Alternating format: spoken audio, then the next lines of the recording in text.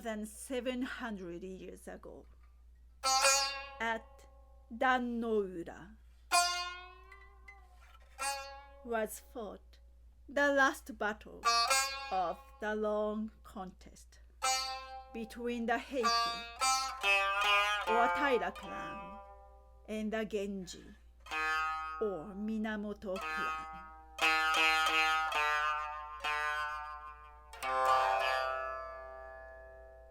There, the Heike perished utterly, with their women and children, and their infant emperor likewise, now remembered as Antoku Tenno.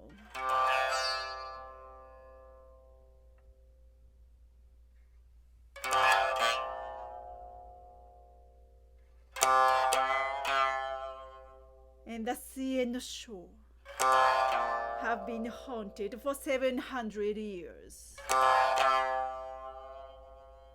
On dark nights, thousands of ghostly fires hover about the beach or flit above the waves. Pale lights, which the fishermen call onibi, or demon fires.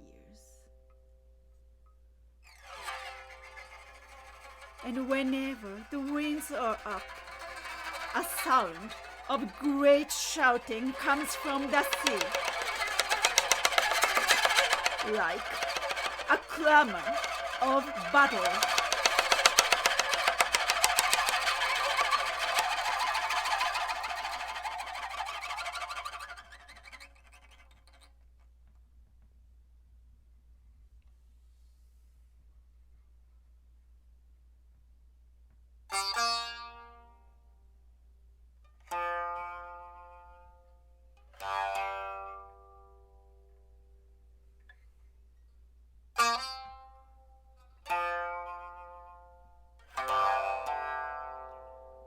It was a hot night. Hoichi thought to cool himself on the veranda in the rear of the Amidaji. There, the blind man waited for the priest's return and tried to relieve his solitude by practicing upon his biwa.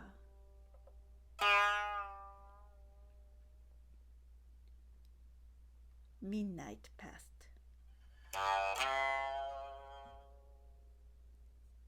and he heard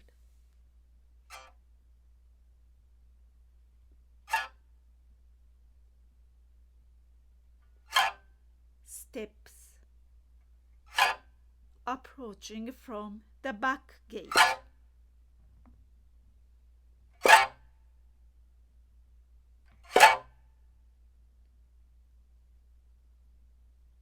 Hoichi. Hoichi. Hi. I am blind. I cannot know who calls. My present lord, a person of exceedingly high rank, is now staying in Akamagaseki with many noble attendants. Having heard of your skill in reciting the story of the battle of Dan-no-ura, he now desires to hear your performance. So, you will take your biwa and come with me at once to the house where the august assembly is waiting.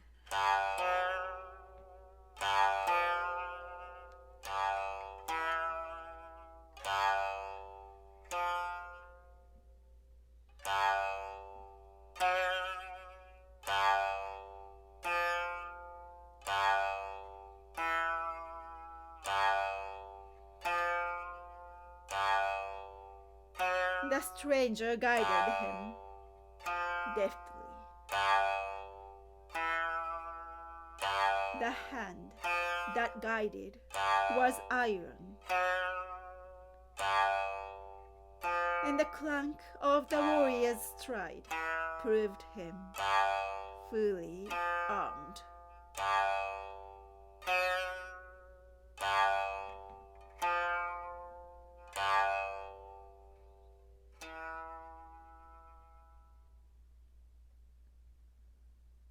Kaimon! Kaimon!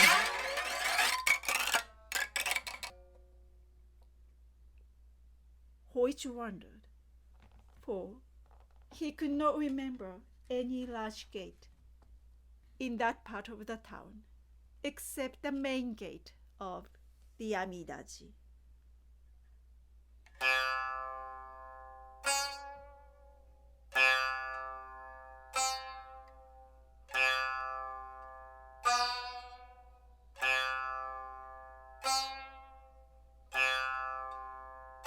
A woman's hand guided him along interminable reaches of polished planking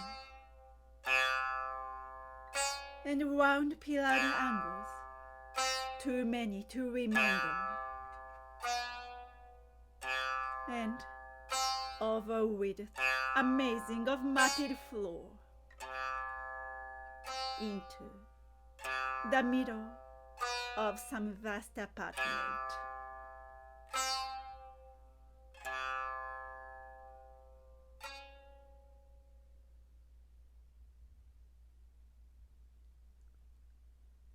It is now required that the history of the Heike be recited to the accompaniment of the biwa, as the whole story is not soon told. What portion is it augustly desired that I now recite?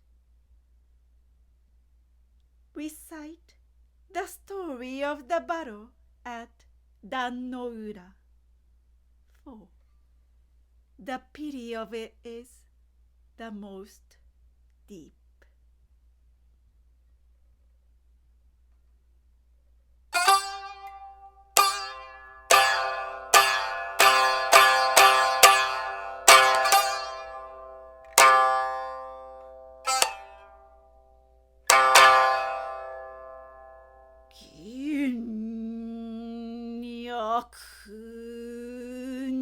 年3月24日、宇野国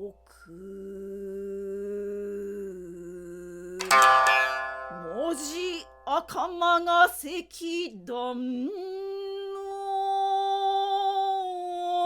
裏にて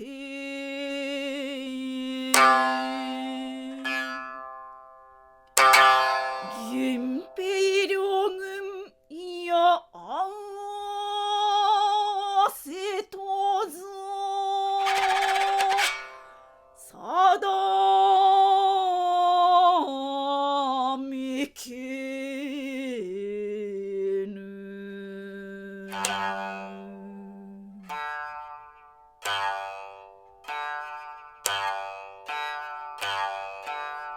平家の船は千よそ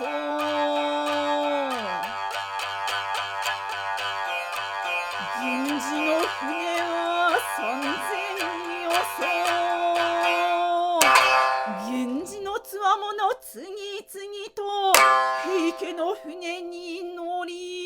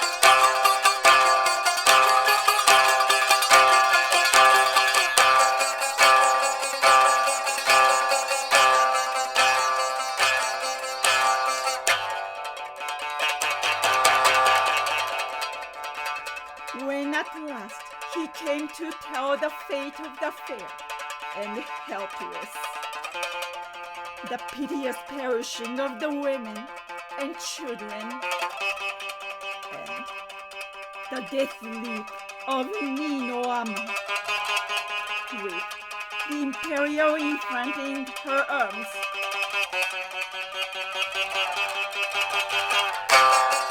All the listeners uttered together one long, long shuddering cry of anguish.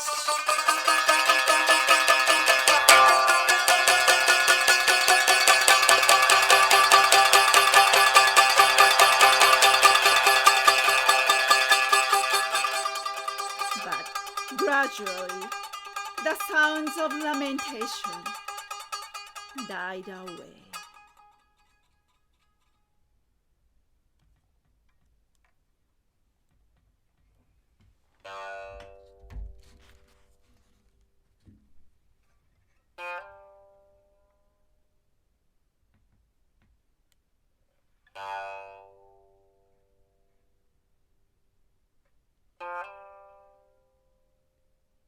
We did not know that anyone could be so skillful as you have proved yourself tonight.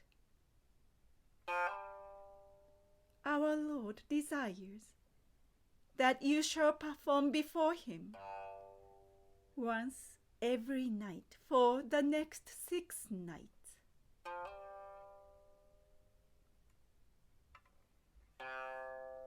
It is required that you shall speak to no one of your visits here, as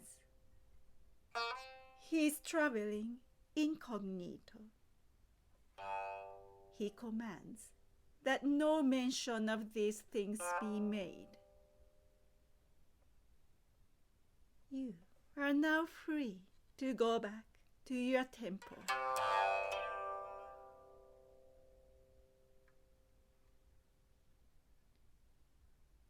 Hoichi said nothing about his strange adventure.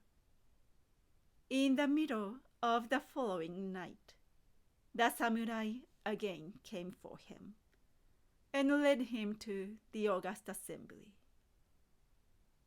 But during this second visit, his absence from the temple was accidentally discovered, and after his return in the morning, he was summoned to the presence of the priest. We have been very anxious about your friend Hoichi. To go out, blind and alone, at so late an hour is dangerous. Where have you been?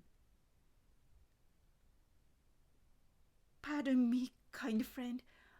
I had to attend to some private business, and I could not arrange the matter at any other hour. The priest was surprised. He suspected something wrong. He did not ask any more questions, but he privately instructed the men servants of the temple to keep watch upon Hoichi's movements and to follow him in case he should again leave the temple after dark. On the very next night, Hoichi was seen to leave the temple, but it was a rainy night and very dark. And before the temple folks could get to the roadway, Hoichi had disappeared. The men hurried through the street. Then they were startled by the sound of a biwa.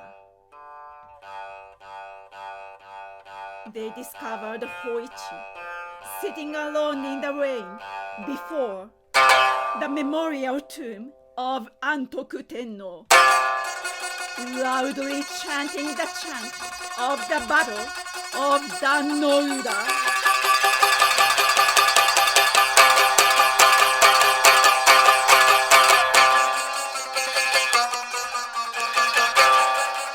And behind him, and about him, and everywhere above the tombs,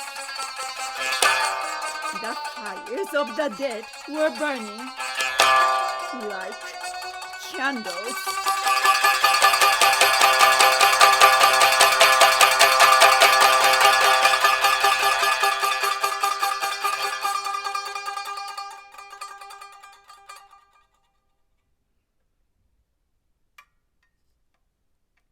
Back in the temple, the priest said, "Hoichi, my poor friend, you are now in great danger. Your wonderful skill in music has indeed brought you into strange trouble. You have not been visiting any house whatever, but having been passing your nights in the cemetery, among tombs of the Heike. All that you have been imagining was illusion, except the calling from the dead. If you obey them again, after what has already occurred, they will tear you in pieces. It will be necessary to protect your body by writing holy texts upon it. Whatever may happen, do not answer and do not move. Say nothing and sit still."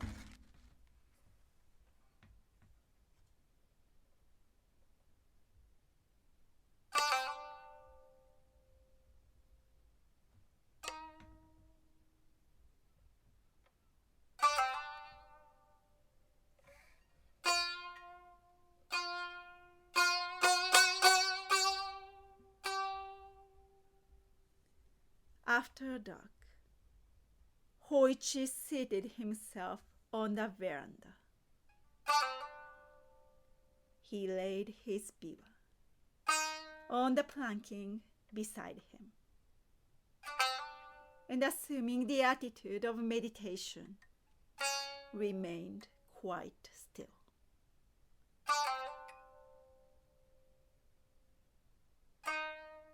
For hours, he stayed thus.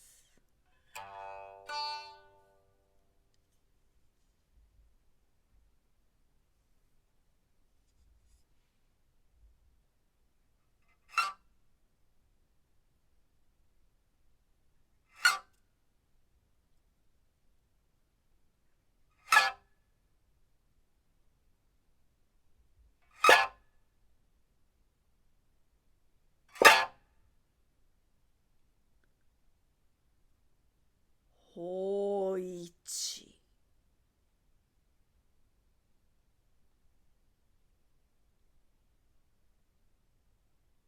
Hoichi.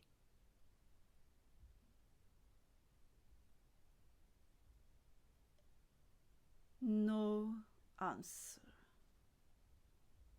That won't do. Must see where the fellow is.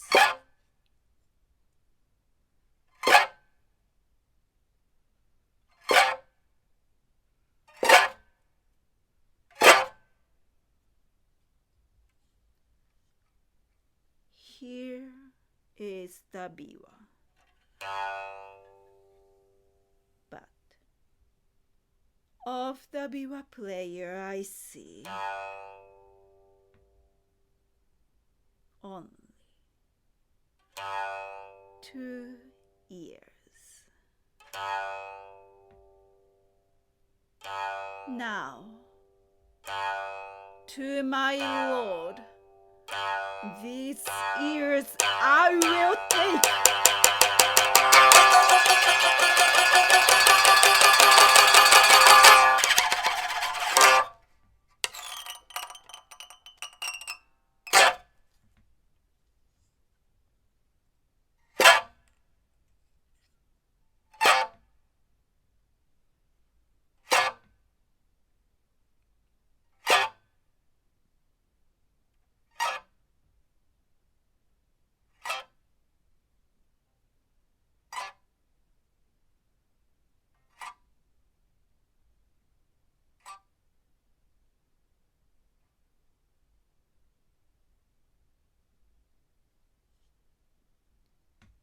before sunshine, the priest came back and found Hoichi sitting there in the attitude of meditation, with the blood still oozing from his wounds.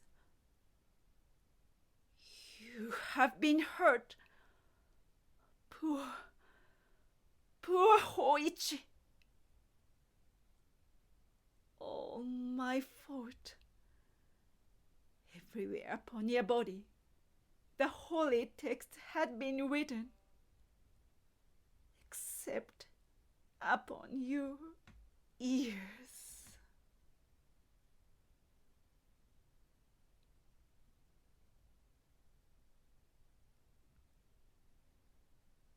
The story of Hoichi's strange adventure spread far and wide, and soon made him famous. But he was known only by the appellation of Miminashi Hoichi. Hoichi the Earless.